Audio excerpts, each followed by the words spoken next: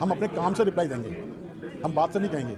हम जिसको शिक्षा देंगे उसको शिक्षा देंगे, जिसको स्वास्थ्य सेवा देंगे उसको स्वास्थ्य सेवा देंगे। अभी आपने इस ऑफिस में देखा है, हमारे हर ऑफिस के साथ आगे हमारी कमेटी का ये निर्णय है कि हमारे हर ऑफिस में एक चैरिटेबल गरीबों के लिए डिस्पेंसरी भी रखी जाएगी। वो भी आपने देखा होगा, यहाँ पर हमारा सेटअप बना हुआ है। बहुत जल्दी एक चैरिटेबल डिस्पेंसरी की भी हम व्यवस्था करेंगे। शिक्षा, स्वास्थ्य, शिक्षा केजरीवाल जी फ्री नहीं दे रहे, शिक्षा पे उन्होंने बढ़ा दिया है।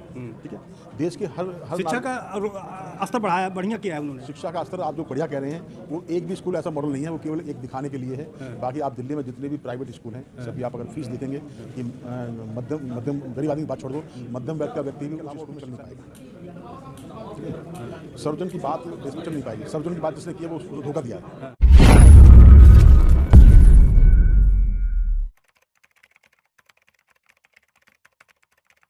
पॉलिटिकल पार्टी का गठन करके और इस देश में एक नई छाप छोड़ी थी। सेम बिल्कुल उसी आधार पर रिपब्लिकन समाज पार्टी का हर कार्यकर्ता ईमानदारी के साथ, निष्पक्षता के साथ, जातिविहीन समाज के लिए, सबको रोजगार, सबको शिक्षा, सबको स्वास्थ्य के उद्देश्य से हर पार्टी कार्यकर्ता काम करेगा। सर, अभी जो बहुजन समाज की राष्ट्रीय पार्टी बहुजन समाज पार्टी थी, ऑलरेडी काम करेगी, तो उसको कमज़ोर करने के लिए आप लोग नहीं पार्टी बनाते जा रहे हैं?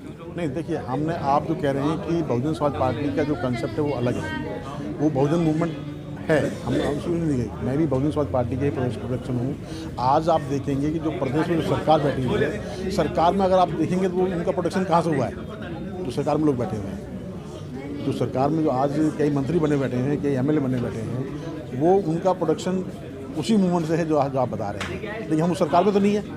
नहीं, हम इस मूवमेंट को मजबूत करना चाहते हैं, मूवमेंट को कमज़ोर नहीं करना चाहते। ये गलतफहमी है कि हम मूवमेंट कमज़ोर करना चाहते हैं या मूवमेंट को मजबूत करना चाहते हैं। मूवमेंट का लाभ समाज के अंतिम व्यक्ति तक पहुँचाना चाहते हैं। सर, जो समाज से जो लोग छिटक गए हैं और उनको कैसे आप जोड़ोगे? क्या आपके पास एजेंडा रहेगा? देखिए, समाज के लिए शिक्षा सभी को ज़रूरत हो, सभी की शिक्षा की ज़रूरत है। शिक्षा हम हर वर्ग को देंगे। समाज में एक जाति विहीन व्यवस्था की स्थापना करेंगे। और आपने हमारे आज के कार्यक्रम को भी देखा होगा। आज का हमने जो पार्टी का जो कार्यक्रम रखा है, जो कार्यालय का जो उद्घाटन रखा है, वो माता सावित्रीबाई फुले के जन्मोत्सव दिन पर रखा हुआ है। वो दिन इसलिए चुना गया है ताकि हम शिक्षा का प्रचार और शिक्षा का जो महत्व है वो समाज के अंतिम व्यक्ति तक पहुंचा सकें। और जब हम शिक्षा उनको दे देंगे तो निश्चित, जब हम उनको शिक्षित कर देंगे तो वो निश्चित अब जो ना अपने उस मूवमेंट के प्रति जागरूक हो जाएगा। और जब जागरूक होगा उसको आइडेंटिफाई हो जाएगी कि हाँ, मेरे मूवमेंट के प्रति मेरा क्या कर्तव्य है और मूवमेंट कहाँ सही है, कहाँ गलत है। सर, इस समय बहुजन समाज चौराहे पर खड़ा है सर, उसका कोई दिशा नहीं दिख रहा है कि वो किधर जाए, तो आप लोग उनको कैसे उम्मीद दिलाएंगे कि वो आपके साथ जुड़ें? हाँ, बिल्कुल। क्या भरोसा देंगे उनको? हाँ, बिल्कुल सही बात है। देखिए, हमारी ईमानदारी जो है वो हमारी ताकत होगी। हमारी ईमानदारी के साथ कार्य, मतलब जो हमारा जो कार्य होगा वो हमारी जो व्यवहारिकता होगी वो हमारा भरोसा होगा जनता के बीच। हम उसके लिए हमारी पार्टी में एक नहीं 3 टीम बनी हुई हैं। एक एडवाइजरी कमेटी है, एक वाच कमेटी है, एक कमेटी ऐसी है जिसका आम कार्यकर्ता को छोड़िए मेन पदाधिकारियों को भी पता नहीं होगा कि आपके बीच में हमारा कौन बड़ा पदाधिकारियाँ होगा। और साथ ही साथ हमने ये भी एक व्यवस्था ओपन रखी हुई है कि हम पत्रकार बंधुओं से भी सबसे हम आग्रह करेंगे कि हमारी पार्टी के कोई भी कार्यकर्ता की व्यवहारिकता में किसी भी तरह की त्रुटि या कोई समझौते की बात आती है तो तुरंत उसको ओपन, बिल्कुल बिगर कंप्रोमाइज़ के उसको ओपन करें और तुरंत उसका निवारण होगा। सर, जो पार्टी बनाते हैं उन पर एक आरोप है, पार्टी बना लेंगे लेकिन रोड पर नहीं आते। जब पब्लिक का कोई परेशानी आती है, दिक्कत आती है तो आंदोलन सड़क पर नहीं आते, करें इससे हमारे कार्यकर्ता जेल में बंद हो जाएंगे। आप लोग डरेंगे तो नहीं, सड़क पर आएंगे कि नहीं समाज के मुद्दे उठाने के लिए? हाँ, नहीं, बिल्कुल सही सवाल आपने। देखिए, आपने कहा कि हम डरेंगे नहीं, हम डरेंगे नहीं। हम देश के हर नागरिक को इतना शिक्षा के क्षेत्र में सशक्त बनाएंगे कि वो अपने हक के प्रति इतना जागरूक हो जाए कि कोई भी उसके हक पे कुठाराघात ना कर सके। जी सर, जिस तरह से मोदी सबका साथ, सबका विकास, सबका विश्वास कर रहे हैं, तो आप लोगों का क्या नारा रहेगा सर? देखिए, उनकी बात हम इसलिए नहीं करना चाहते क्योंकि उनकी बात सिर्फ बात ही बात है, हमारे कोई बात नहीं होगी। हमारा धरातल पर काम होगा। हम अपने काम से रिप्लाई देंगे, हम बात से नहीं कहेंगे। हम जिसको शिक्षा देंगे उसको शिक्षा देंगे, जिसको स्वास्थ्य सेवा देंगे उसको स्वास्थ्य सेवा देंगे।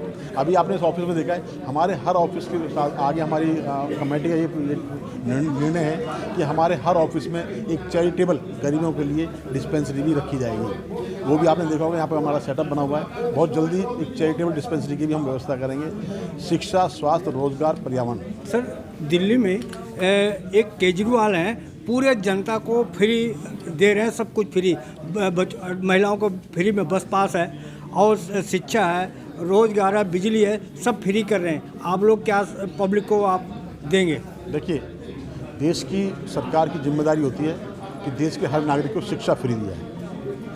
ठीक है, शिक्षा केजरीवाल जी फ्री नहीं दे रहे, शिक्षा पे उन्होंने बढ़ा दिया है। ठीक है, देश के हर शिक्षा का स्तर बढ़ाया, बढ़िया किया है उन्होंने। शिक्षा का स्तर आप जो बढ़िया कह रहे हैं, वो एक भी स्कूल ऐसा मॉडल नहीं है, वो केवल एक दिखाने के लिए है। बाकी आप दिल्ली में जितने भी प्राइवेट स्कूल हैं, सभी आप अगर फीस देखेंगे कि मध्यम गरीब आदमी की बात छोड़ दो, मध्यम वर्ग का व्यक्ति भी उस स्कूल में शिक्षा नहीं ले सकता अपने बच्चों की। इसलिए हम फ्री शिक्षा देंगे। अगर रिपब्लिकन समाज पार्टी की अगर सरकार बनती है दिल्ली में, तो पहले दिन ही ये आदेश होगा कि शिक्षा का निरीक्षण खत्म। सर, अगर केजरीवाल हारते हैं तो क्या दो मुद्दे रहेंगे जिसकी वजह से केजरीवाल हारेंगे? केजरीवाल, देखिए, हारना जीतना, पॉलिटिकल पार्टियों का हारना और जीतना उनकी व्यवहारिकता पर डिपेंड करता है। केजरीवाल जी हों, भारतीय जनता पार्टी हो या अन्य और पार्टी हो, हम पब्लिक को ज़्यादा गुमराह नहीं कर सकते। गुमराह करेंगे, गुमराह करने का उनके पास माध्यम है कि पब्लिक। आप तो सच्चाई बताएंगे ना सर? सर, आप सुन, मैं वही बात बता रहा हूँ कि हम हर देश के हर नागरिक को उनके अधिकारों के प्रति इतना जागरूक कर देंगे, कैडर के माध्यम से, घर घर जाके मीटिंग के माध्यम से, ताकि वो कोई भी व्यक्ति, इवन देन आप उसी को छोड़िए, हमारी पार्टी का नेता भी अगर जाकर उनको बेवकूफ़ बनाएगा तो उसको भी आँख में आँख डाल के बात करेगा, नहीं ये बात ऐसे नहीं, ऐसे है, हमारा हक इस तरह नहीं, इस तरह हमारा हक है, हम इतना जागरूक करेंगे। जी, लास्ट सवाल सर आपसे, जैसा एक नारा है कि सबका बहुजन हिताय बहुजन सुखाय, और एक तरफ है सर्जन हिताय सर्जन सुखाय, आप किस नारे को लाइक करेंगे? देखिए, देश में जो बात आप कर रहे हैं वो बहुजन के अलावा और कुछ चल नहीं पाएगा। ठीक है, सर्वजन की बात देश में चल नहीं पाएगी। सर्वजन की बात जिसने की है वो उसको धोखा दिया है। हम धोखा नहीं देंगे। हम हमारे महापुरुषों का जो हमारा जो आइडियोलॉजी है, आपके मुंह से पब्लिक सुनना चाहती है, आप क्या आपका रहेगा नारा? देखिए, हमारा नारा जो बहुजन का कंसेप्ट है, प्योरली उसमें कोई समझौता नहीं होगा। बहुजन का कंसेप्ट हमारे सर्वोपरि कंसेप्ट होगा।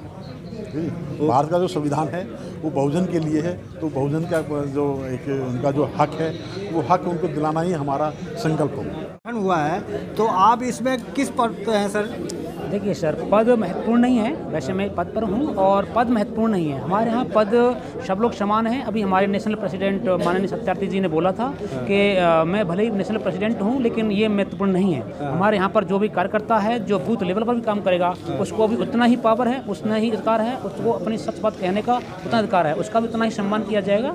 इसलिए पद महत्वपूर्ण नहीं, हमारे यहाँ पर कार्य महत्वपूर्ण है, बल्कि is more important rather than designation. Sir, मैं आपसे जानना चाह रहा हूँ कि अगर जो पब्लिक है वो गुमराह हो जा रही है कि असल में जो बाबा साहब का मिशन कौन लेके चल रहा है, कैसे आप उनको सेटिस्फाई करेंगे कि असली हम काम करेंगे? बिल्कुल, आपने बहुत सही सवाल किया है कि बाबा साहब का मिशन लेकर के लोग गुमराह कर रहे हैं जी। लेकिन इसमें एक सच्चाई दूसरी बताता रहा हूँ। एक बुद्धिज्म फिलॉसफी है, ये जो गुमराह कर रहा है वो लंबा नहीं चलेगा। जो यथार्थ होगा, सत्य होगा, सच पर आधारित होगा, अगर हमारे अंदर दम होगा, हम सच पर आधारित होंगे, तो हम निश्चित रूप से टिकेंगे और समाज की भलाई के लिए कार्य करेंगे। इसलिए गुमराह वाले लोग लंबे नहीं चलते हैं, वो लंबा नहीं चल पाएंगे। आप उसकी फिक्र छोड़िए, वो जल्दी मिट जाएंगे। समाज में कुछ लोग पैसे के बल पे वोट लेना चाह रहे हैं और उनको लालच दिखा रहे हैं, तो उनका कैसे काउंटर करेंगे आप? बिल्कुल बिल्कुल, ये इलेक्शन कमीशन से भी कई बार कहा गया है, और ये पैसे के दम पर ये सरकारें, ये पार्टियाँ, ये बड़े मतलब जो बाहुबली हैं, ताकत भी है, इनके पास पैसा भी है, लेकिन हमारे पास उससे भी ज़्यादा ताकतवर चीज़ है, इसका नाम है विचार, जो हमारे महापुरुषों ने दिया है। माननीय काशीराम साहब ने यहाँ पर SC ST OBC माइनॉरिटी के लोगों को, दबे कुचले कमज़ोर लोगों को इकट्ठा कर दिया और इस देश की सत्ताओं को, ताकतों को, कांग्रेस को हिला दिया, BJP को हिला दिया और सारी पार्टियों को हिला दिया। मैं नाम नहीं लेना चाहता हूँ। तो इसीलिए जो क्या नाम है, उनके पास जो पैसा है, पैसा इतना इम्पोर्टेंट है जितना विचार इम्पोर्टेंट है, इसलिए हम विचार प्रकार नहीं। आप थोड़ा हमारे आइडियोलॉजी हमारी है। ये बताओ कि जो लोग पैसे दे करके, जैसे केजरीवाल 2100 रुपया दे रहा है और BJP वाले भी 1100 रुपये दे रहे हैं। आपने सही सवाल किया है। जो केजरीवाल ने 2100 रुपये देने की घोषणा की है, वो घोषणा नहीं, वो झूठ है, जिसके लिए 3 विभागों ने क्लियर कट उस पर क्या नाम है चैनल्स पर जो है और हमारे क्या नाम है टीवी चैनल्स पर ये प्रसारित किया है कि ये इस प्रकार की कोई स्कीम हमारे दिल्ली प्रदेश के अंदर नहीं है और इस प्रकार का झूठ फैलाया जा रहा है। सर ये क्या बोल दिया है। ये लोग करें कि हम मदद करें या प्रलोभन है, आप इसको कैसे देखते बिल्कुल हैं? प्रलोभन है और इलेक्शन कमीशन को इस पर क्या नाम है संज्ञान लेना चाहिए और ये झूठ फैलाया जा रहा है। खुद इलेक्शन कमीशन ने ये कहा है कि भाई इस तरह कोई और क्या नाम है कई विभागों ने इस तरह कहा कि हमारे यहाँ पर इस तरह कोई स्कीम नहीं है 2100 रुपये देने की जो है। ये सिर्फ आज 5 साल बाद उसको याद आ रही है और अभी तक उसने कार्य नहीं किया है। और क्या नाम है जब कभी मौका आता है, लोग जब टाइम आता है तो अपनी राज्यसभा मेंबर के लिए ऐसे लोगों को भेजता है जहाँ पर SC ST OBC का कोई प्रतिनिधि नहीं होता है, कोई रिप्रेजेंटेशन नहीं होता है। तो हम लोग समान रिप्रेजेंटेशन के लिए काम करेंगे, समान प्रतिनिधित्व के लिए कार्य करेंगे। तो सर क्या आप चुनाव लड़ेंगे?